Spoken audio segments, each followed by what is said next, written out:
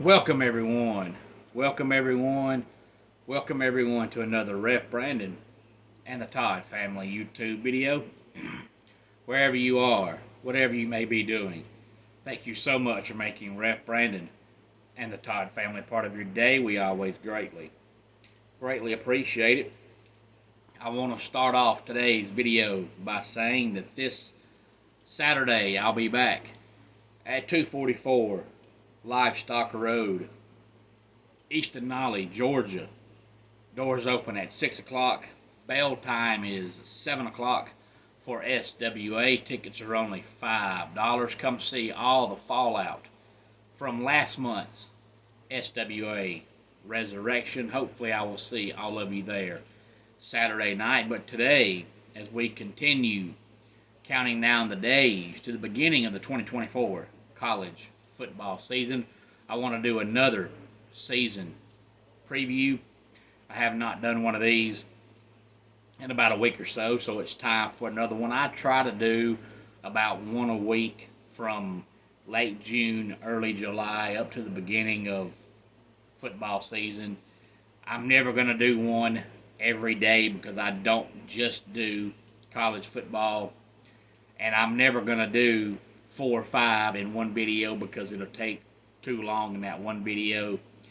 And I try my best not to do a lot of videos where I'm predicting the seasons for Oregon and Ohio State and Georgia and Alabama and teams like that. I will do them, but for the most part, if you're a top 10 team, people know you're going to be 12-0, 11-1, 10-2, somewhere along in there. And honestly, now with the 12-team playoff, one loss between being undefeated and having one loss, or having one loss, having 2 losses, really doesn't matter. So to me, doing a lot of videos about the blue bloods in college football are a waste of time. You know what they are.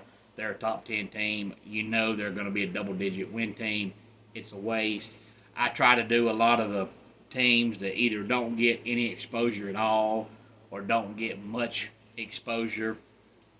Today we're going to talk about Wake Forest. Now, Dave Clawson, their head coach, has been there seemingly forever now. His first few years, he turned Wake Forest around, and they were 8, 9, 10 win team every year. Now, seemingly, they've came back down to earth, so to speak, the last couple of years and been more, around 500, a little above it, but nowhere near a 9 or 10 win team. But Wake Forest is just like Vanderbilt. If Dave Clawson goes 6-6, 7-5 every year, they'll let him coach there as long as he wants to.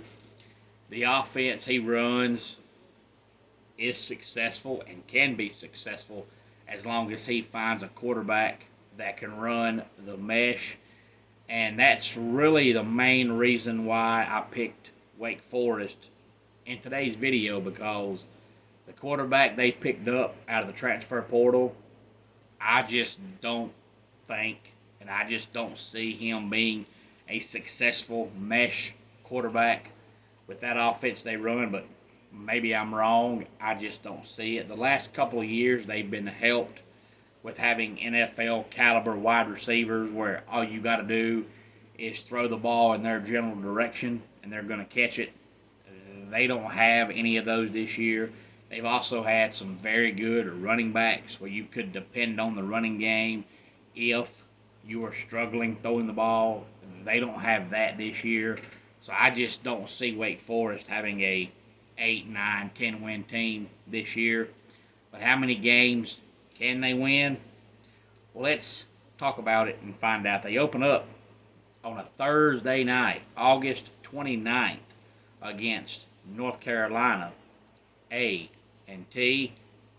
And today's trivia question, without looking it up, can somebody honestly tell me what North Carolina A&T's nickname is?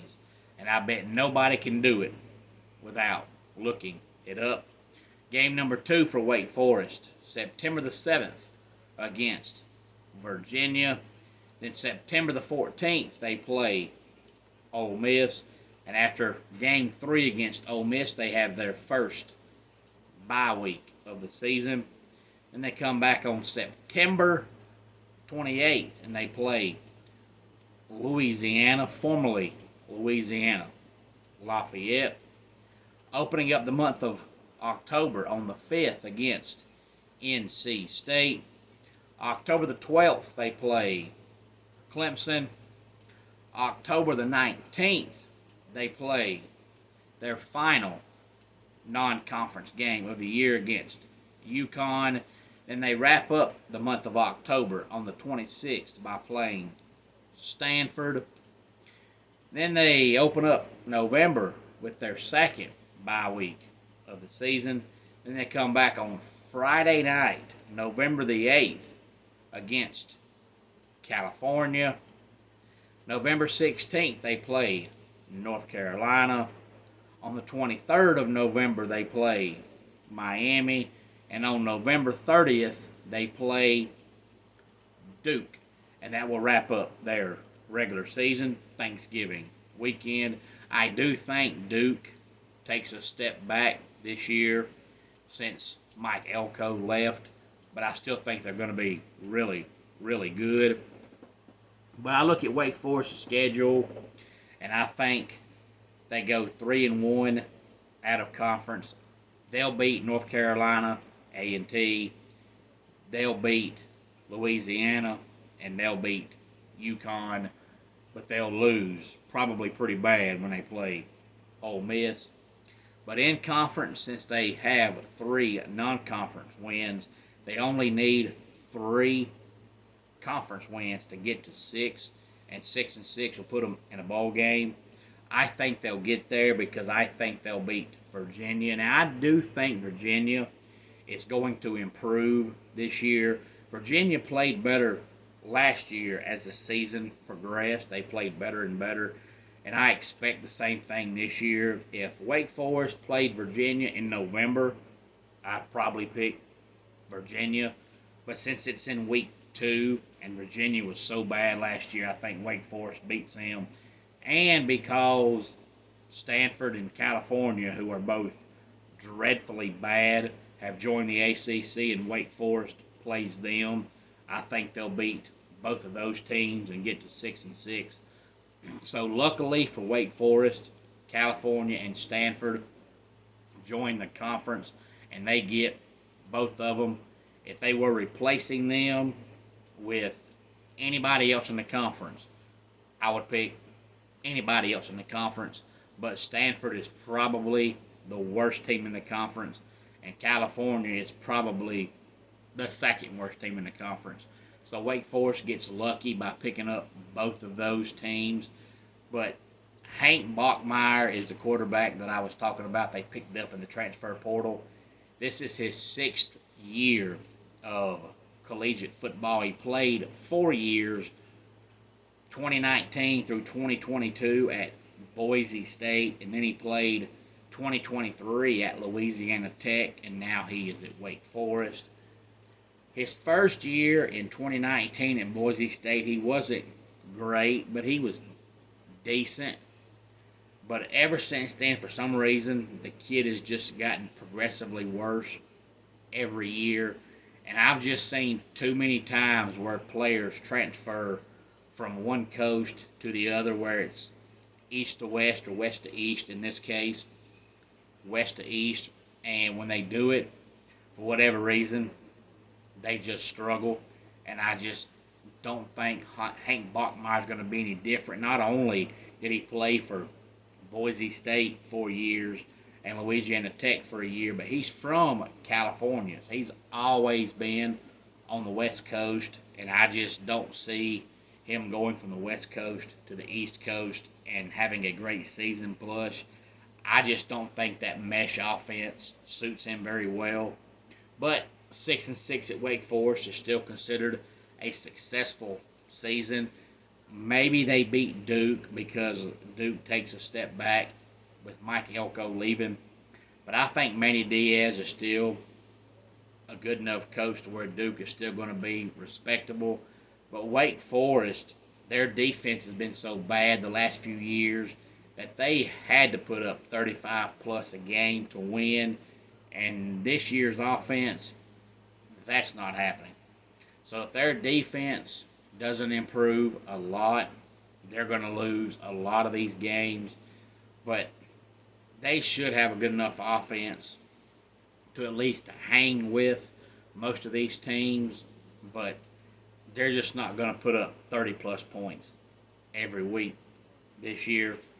But while we're talking about college football, let me go ahead and say that I heard somebody else yesterday say they predict that Clemson and Miami play each other in the ACC championship game, and I'm not saying that's wrong because that's the same thing that I see, honestly. I think Clemson has the best defense in the conference, and I think Miami has the best offense in the conference. So we'll see who gets the better of the other if they do play in the conference championship game. I think it'll be Clemson's number one ranked conference defense against Miami's number one ranked conference offense. But if you look at NC State's schedule outside of Clemson, NC State really doesn't have a tough conference slate, and everybody thinks they're going to be so much better this year because they've got two great receivers, probably the two most underrated and most non-talked about receivers in the country, and now they have Grayson McCall coming in at quarterback. So it's funny that everybody thinks NC State's going to be so much better, and they're already an 8 or 9 win team every year. So if they're going to be so much better this year, and they're already an 8 or 9 win team on a regular basis, you would think that means they're going to be a double-digit win team this year. So why is it that nobody thinks NC State can play for the conference championship, even if Clemson beats them? I just don't know if they're going to lose another conference game. I think Tennessee will beat them, but that's a non-conference game. It's funny to me how everybody thinks NC State is going to be so much better this year, but yet nobody has them playing for the conference championship.